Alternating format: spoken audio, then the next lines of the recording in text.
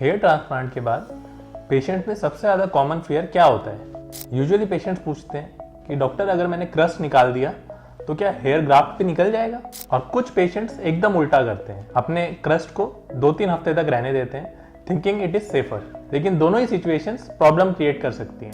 सबसे पहले समझते हैं कि हेयर ट्रांसप्लांट प्रोसीजर्स के बाद क्रस्टिंग होती क्या है। हेयर ट्रांसप्लांट प्रोसीजर के दौरान टाइनी रेसिपिएंट साइट्स क्रिएट की जाती हैं जिसमें ग्राफ्ट प्लेस होते हैं, और हीलिंग प्रोसेस के दौरान आपका ब्लड, प्लाज्मा और टिश्यू फ्लूइड ड्राई होकर स्कैब या क्रस्ट बना सकते हैं। क्रस्ट फॉर्मेशन एकदम नॉर्मल प्रोसेस है।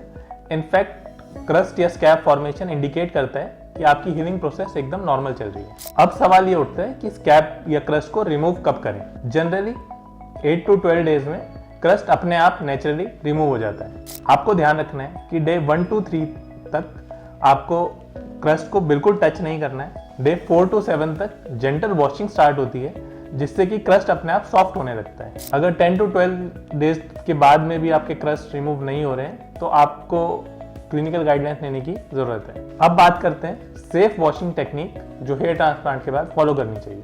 काफी सारे पेशेंट समझते हैं कि अगर अग्रेसिव वॉशिंग की जाए तो क्रस्ट जल्दी निकल जाता है, लेकिन ये एक गलती है।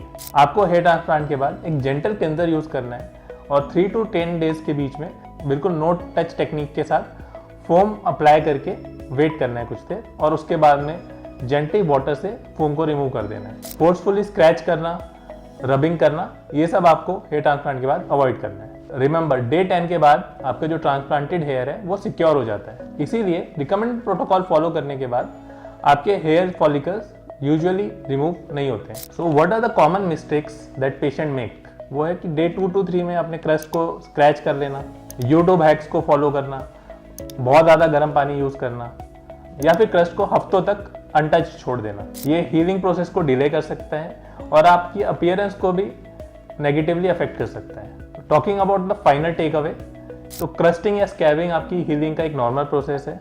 यूजुअली जो क्रस्ट बनते हैं वो 8 to 12 डेज में अपने आप रिमूव हो जाते हैं। पेशेंस रखिए, आपके वॉशिंग प्रोटोकॉल को फॉलो कीजिए और पैनिक मत कीजिए। अगर आपने रिसेंटली हेयर ट्रांसप्लांट कराया है और अपने हेयर वॉश प्रोटोकॉल के लिए आप कंफ्यूज्ड हैं तो आप अपने हेयर ट्रांसप्लांट सर्जन से जरूर कंसल्ट कीजिए, क्योंकि अर्ली गाइडेंस हमेशा बेटर हीलिंग इंश्योर करती है। अगर आपको हेयर ट्रांसप्लांट से रिलेटेड कोई भी क्वेरी है या आप अपना एक्सपीरियंस शेयर करना चाहते हैं तो आप हमारे कमेंट बॉक्स में कमेंट कर सकते हैं।